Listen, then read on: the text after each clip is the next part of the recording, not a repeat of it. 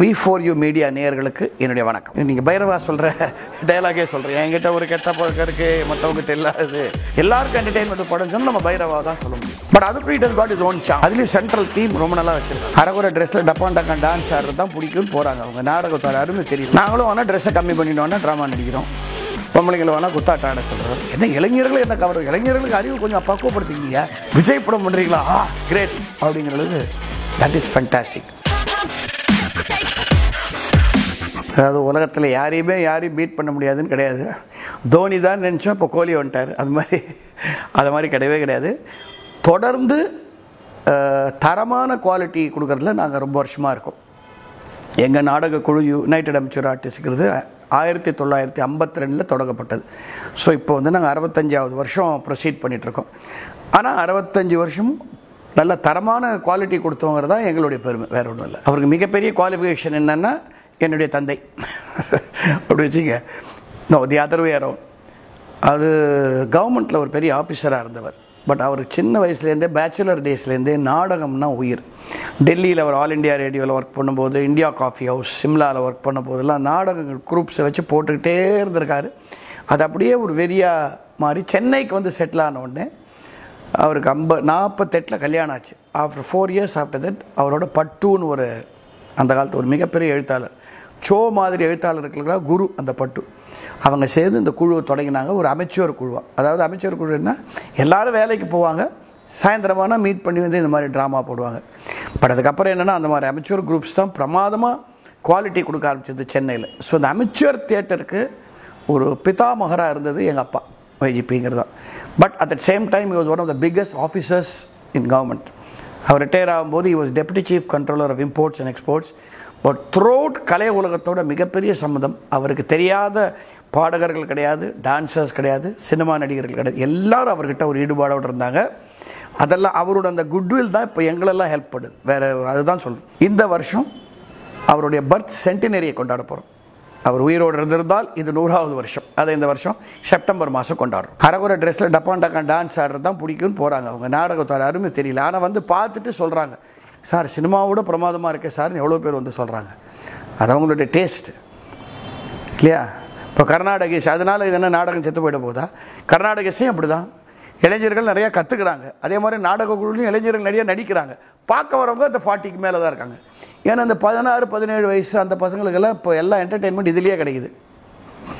நல்ல என்டர்டெயின்மெண்ட்டும் கிடைக்குது, கில்மா என்டர்டெயின்மெண்ட்டும் கிடைக்குது. அதில் அண்ட் சினிமாவுக்கு போகணுன்னா அவங்களுக்கு அந்த மாதிரி தான் இருக்குது. நாடகத்துக்கு வர அந்த இன்ட்ரெஸ்ட் இல்லை. நாங்களாம் யங்ஸ்டர்ஸாக இருந்தபோது நாடகம் தான் மெயினாக இருந்தது.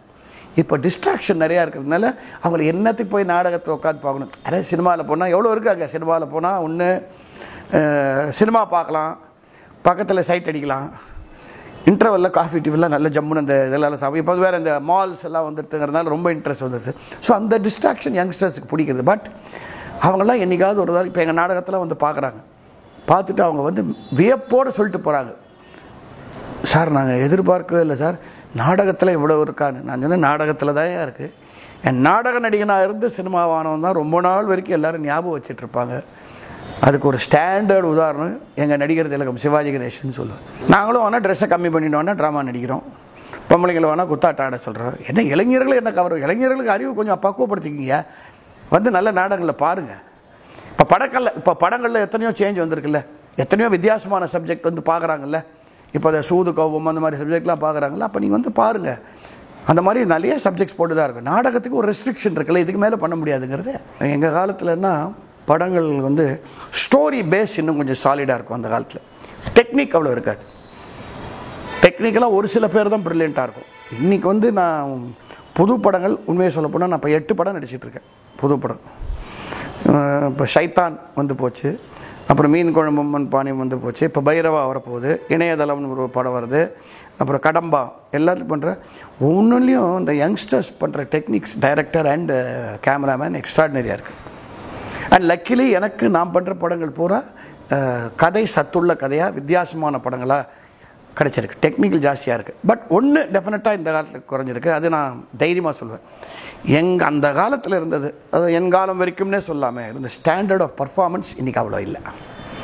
அது சில பேர்கிட்ட தான் பார்க்க முடியுது. இப்போ ஈஸியாக தான் எடுக்கிறாங்க. அதுக்கு உண்டான வேலைகளை யங்ஸ்டர்ஸ் நல்லா பண்ணுறாங்க. நான் லக்கிலி பகவான் புண்ணியத்தில் இப்போ நான் பண்ணிடுற 7-8 படமும், இப்போ புதுசாக விஜய் ஒரு படம் பண்ணுறாரு, ஆருத்ரான், சைல்டு அப்யூஸை பற்றி ஒரு சப்ஜெக்ட், எல்லாமே நீட்டாக இருக்குது. கதை அம்சம் நல்லா நீட்டாக இருக்குது. நான் நிறைய இந்த மாதிரி இப்போது இந்த மசாலா படங்களில் மாட்டல ஜாஸ்தி அப்படி சொன்னேன். அப்படி சொன்னால் கொஞ்சம் கமர்ஷியல் எல்லாருக்கும் என்டர்டெயின்மெண்ட் படம் சொன்னால் நம்ம பைரவா தான் சொல்ல முடியும். பட் அதுக்கு it has got is own charm. அதுலேயும் சென்ட்ரல் தீம் ரொம்ப நல்லா வச்சுருக்காங்க. ஐயோ, நானே ஃபோன் பண்ணி, எனக்கு அவர் யாருன்னு கூட தெரியாது, ஃபோன் பண்ணி ஒன்று எனக்கு மிஸ்கின் ரொம்ப பிடிக்கும் சார். அவரோட பண்ண யுத்தம் செய்ய எனக்கு ஒரு மிகப்பெரிய டிஃப்ரென்ஸ் கிடச்சிது. டைரக்டர் விஜய் எனக்கு பிடிக்கும். அவருடைய அந்த குழந்தைய வச்சு ஒன்று பண்ண என்னது தெய்வ திருமகள் எனக்கு ரொம்ப, அதில் நான் பண்ணதுனால எனக்கு ரொம்ப பிடிச்சது. அப்புறம் இப்போ நான் அசந்து போய் ஃபோன் பண்ணி பேசினது 2 பேர்கிட்ட. ஒன்று இந்த ஜோக்கர் படம் டைரக்ட் பண்ணவர், ஆடி போயிட்டு அந்த படத்தை பார்த்து நான் எனக்கு எப்படி இருந்ததுன்னா, இந்த தாட் ஏன் எனக்கு வரல, இந்த மாதிரி ஒரு கேரக்டர் ஸ்டேஜில் பண்ணியிருந்தால் அவ்வளோ பிரமாதமாக வந்திருக்கும். ஜோக்கரை ட்ராமாவே பண்ணியிருக்கலாம், அது அற்புதமாக இருந்தது. அதே மாதிரி நான் டிவியில் பார்த்தேன் சார், ஒரு வாத்தியாராக வந்தார், சமுத்திரக்கனி சாட்டைன்னு நினைக்கிறேன், ஸ்கூல் வாத்தியாராக வருவார், அவர் அக்யூஸ் பண்ணுவாங்க பொண்ணுக்கிட்ட. பிரமாதமான படம். அது மாதிரி எவ்வளோ இருக்குது சார் நல்ல படங்கள். அதெல்லாம் நான் பார்த்து நானே எனக்கு ஒரு கெட்ட பழக்கம், நீங்கள் பைரவா சொல்கிற டைலாகே சொல்கிறேன், என்கிட்ட ஒரு கெட்ட பழக்கம் இருக்குது, மற்றவங்ககிட்ட இல்லாதது. நல்லா இருக்குன்னா நானே ஃபோன் பண்ணி சொல்லிவிடுவேன், நல்லா இல்லைனாலும் ஃபோன் பண்ணி கிழிச்சிடுவேன். ஸோ விஜய் சொன்னதை நான் ரிப்பீட் பண்ணிக்கிறப்போ பாராட்டுறது நான் ரொம்ப பண்ணுவேன். இப்போ ஃபார் எக்ஸாம்பிள் எனக்கு பொலிட்டிக்கலாக அவரோட கருத்து எனக்கு பிடிக்கல. அமீர் கான் சொன்னது, இந்த இந்தியா அன்சேஃப் பிளேஸ் எங்களுக்கெல்லாம், அதெல்லாம் நான்சென்ஸ். இந்தியாவோட safe place for any religion கிடையாது. அண்ட் எஸ்பெஷலி நம்முடைய இஸ்லாமிய சகோதரர்களுக்கு நான் தைரியமாக சொல்கிறேன், இந்தியாவில் மாதிரி நீங்கள் சந்தோஷமாக எங்கேயும் இருக்கவே முடியாது. அந்த கருத்தை நான் ஒத்துக்கலை. இருந்தாலும் அமீர் கான் இப்போ நான் நேராக எங்கேயாவது பார்த்தா சாஷ்டாங்கமாக காலில் விழுந்து நமஸ்காரம் பண்ணுவேன்.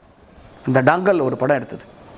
பைரவா பற்றி சொல்கிறது முன்னாடி நான் விஜயை பற்றி சொல்லணும். அதாவது எனக்கு விஜய் 11 வயசுல என்ன தெரியும். ஏன்னா நான் அவங்க அப்பா S.A. சந்திரசேகரோட எல்லா படமும் நடிச்சிருக்கேன். நான் அவருடைய ஃபேவரட் ஆர்டிஸ்ட்.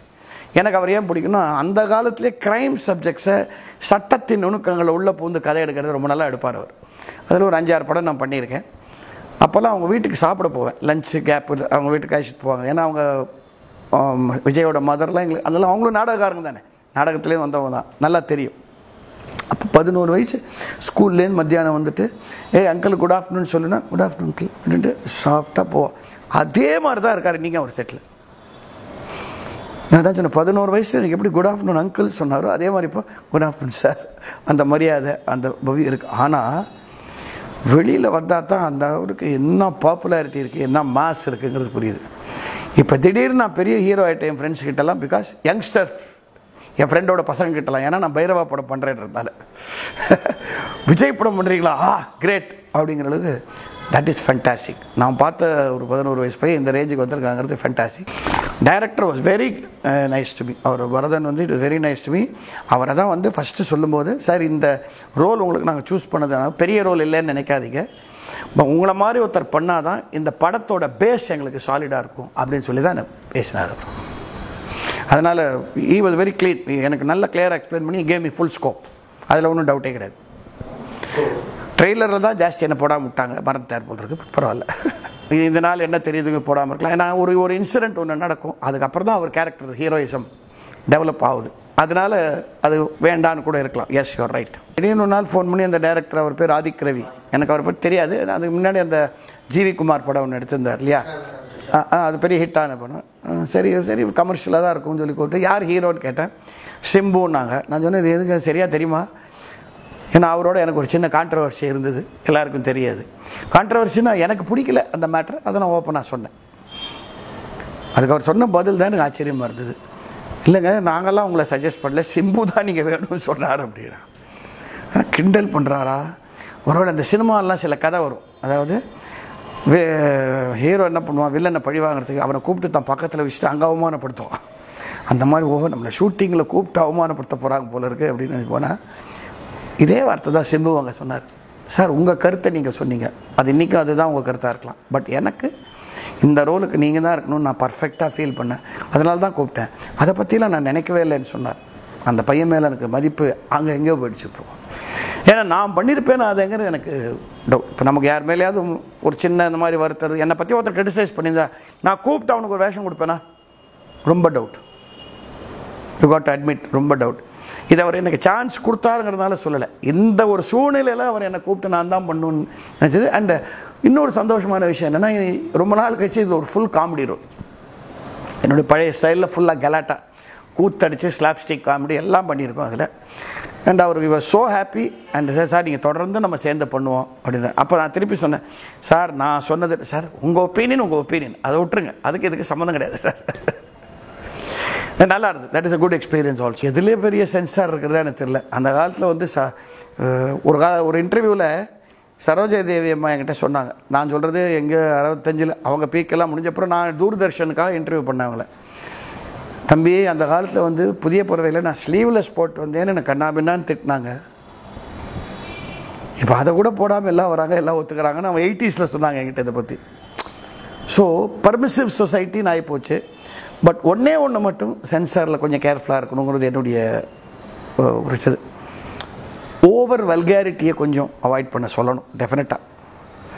ஏன்னா அது வந்து இட் கிவ்ஸ் ரைஸ் டு சினிமாவில் பார்த்து சம்டைம்ஸ் நமக்கெல்லாம் இங்கே Madras, Tamil Nadu especially, India especially, cinema is a very powerful medium. It can influence people. Sometimes அது வந்து it can influence society. So அதை கொஞ்சம் தவிர்க்கலாம். இன்னொன்று, இந்த ரொம்ப மோசமான கேரக்டர்ஸை ஹீரோவாக்கி காட்டுறது கொஞ்சம் பயமாக இருக்குது. அதுதான் கொஞ்சம் சென்சார் கேர்ஃபுல்லாக இருக்கணும். பட் அதை பற்றி ஏதாவது சொன்னால் என்னுடைய ரைட்டு, என்னுடைய ஃப்ரீடம் ஆஃப் எக்ஸ்ப்ரெஷன்னு ப்ராப்ளம் வருது. ஸோ எனக்கு நிஜமாகவே ரொம்ப கஷ்டமான வேலை சென்சார் இருக்குது. பெரிய லெவலில் போய்ட்டு எப்படி சொல்கிறீங்க, பெரிய லெவலில் போயிட்டாங்க. இன்டர்நேஷ்னல் சினிமாவில் போய் நீங்கள் அவார்டு வாங்கினா தான் பெரிய இண்டஸ்ட்ரியாக? தேவையில்லையே. நம்ம மக்களுக்கு என்ன வேணுமோ அதை நம்ம கொடுத்துட்ருக்கோம் சார். அதில் இன்டர்நேஷ்னல் ஸ்டாண்டர்ட்ஸும் படம் எடுக்கிறாங்க. இப்போ நான் என்ன கேட்டிங்கன்னா, ஜோக்கருங்கிற படமும் இந்த அப்பா இந்த மாதிரி படங்கள்லாம் it is international standard. Why not? தாங்கள் இன்டர்நேஷ்னல் ஸ்டாண்டர்ட் இல்லையா? அது ஆஸ்காருக்கு விட்டால் நான் ஃபஸ்ட்டு அதுக்கு தான் அவார்டு கொடுப்பேன். அந்த மாதிரி மலையாளத்தில் வந்தது இல்லையா, தெலுங்கில் வந்தது இல்லையா? எங்கள் எப்போவோ எடுத்த படம் சங்கராபரணம், அதுக்கு மிஞ்சி ஒரு படம் எடுக்க முடியுமா? இல்லை, நான் சொல்கிறேன், ஓப்பனாக சொல்கிறேன், சலங்கை ஒலிக்கு நான் அந்த ஆஸ்கார் அவார்டு கொடுப்பேன் கமல்ஹாசனுக்கு பர்ஃபார்மன்ஸு. கமலை பொறுத்தவரை நான் இன்றைக்கும் சொல்லுவேன் அவர்கிட்ட, அதை மிஞ்சி பர்ஃபார்மன்ஸே கிடையாதுன்னு. ஸோ நம்ம ஆடியன்ஸுக்கு என்ன வேணுமோ அதை நம்ம கொடுக்கணும். ரொம்ப நம்ம இன்டர்நேஷ்னலாக அப்படியே ஃபிலிம் ஃபெஸ்டிவலில் போய் பார்த்தா தான் படம்ன்றதான்னு வச்சுங்க, இண்டஸ்ட்ரி சர்வைவ் ஆகுது.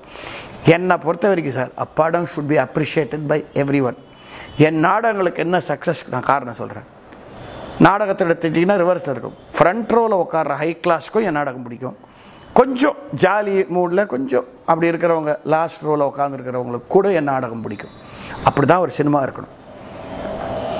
100 ரூபா கொடுத்து வாங்குறவனுக்கும் அந்த படம் பிடிக்கணும், அதுலேருந்து ஏதோ ஒரு பாடம் எடுத்துன்னு போகணும். 500 ரூபா கொடுத்து ஹை கிளாஸாக உட்காந்து பார்க்குறவனுக்கும் அந்த படம் பிடிக்கணும். இப்போ அந்த மாதிரி நிறைய படங்கள் இப்போ வருது மாடர்னில். நான் கேட்குற இன்டர்நேஷ்னலில் எடுத்த குப்பை படங்கள்லாம் நான் சொல்லட்டுமா? நிறையா இந்த சயின்ஸ் ஃபிக்ஷன் படம்லாம் வருது, அதெல்லாம் பிரமாதமா? என்ன பைத்தியகாரத்தனமாக கிராஃபிக்ஸை வச்சு நம்புகிறாங்க. இன்றைக்கி ஹாலிவுட்டே நான் கண்டம் பண்ணுறேன். ஹாலிவுட்னு ஒரு காலத்தை நான் பைத்து மாதிரி பார்த்தேன். அங்கே வெறும் கிராஃபிக்ஸை நம்பி தான் இருக்காங்க. அங்கேயும் பர்ஃபார்மன்ஸ் எல்லாம் ஒன்றும் கிடையாது. ரேராக ஒரு நல்ல படம் வருது. European pictures are much better. So நான் என்ன சொல்கிறேன், உங்கள் கல்ச்சருக்கு ஏற்ற மாதிரி ஒரு படம் எடுங்க, அதை மக்களுக்கு கொடுங்க. ஒன்றே டோன்ட் ஸ்ப்ரெட் ராங் வேல்யூஸ் இந்த மூவி. நாட்டில் எதை கேட்டாலும் இப்போ இது ஒரே ஒரு டாபிக் தான் பேசுகிறாங்க, டிமானிட்டைசேஷன். கேன்சர் ஆப்ரேட் பண்ணுறதுக்கு ஒரு ஆப்ரேஷன் பண்ணியிருக்காங்க, வெயிட் பண்ணி தான் பார்க்கணும். எடுத்த உடனே அதை பற்றி கிண்டல் பண்ணுறது, எல்லாம் சொல்கிறது. நான் ஒன்றும் பெரிய பொலிட்டிக்கல் இவருக்கு சப்போர்ட்டர் கிடையாது. This is a step taken to bring down something else. ஒரு 100 பேர் இருக்கிற இடத்துல 50 பேர் திருடன் இருக்கான்னா போலீஸ் லத்தி சார்ஜ் பண்ணும்போது ஒரு 15 இன்னசென்ட் ஃபெலோ மாட்டுவான். அதை நம்ம அக்செப்ட் பண்ணி தான் ஆகணும். அதனால் அதை மனசில் கிடச்சில் எதுவும் வச்சுக்காமல் நம்ம தமிழர் திருநாள் பொங்கல் ரொம்ப சந்தோஷமாக கொண்டாடிட்டு போவோம். 2000 ரூபா தான் இருக்கா கையில், 2000 ரூபாய்க்கு செலவிச்சுட்டு போங்க, 100 ரூபாய் இல்லைன்னு வருத்தப்படாதீங்க தான் சொல்ல முடியும். நம்ம முடிஞ்ச அளவுக்கு இருக்கிற இதை வச்சு நம்ம சொல்லுவோம். நெகட்டிவிட்டியை பார்க்காம இருங்க சார், லைஃப் நல்லாயிருக்கும். வி ஃபார் யூ மீடியா நேயர்களுக்கு என்னுடைய இனிய பொங்கல் நல்வாழ்த்துக்கள். பொறுமையாக என்னை நேரம் கேட்டதுக்கு உங்களுக்கு என்னுடைய நன்றி.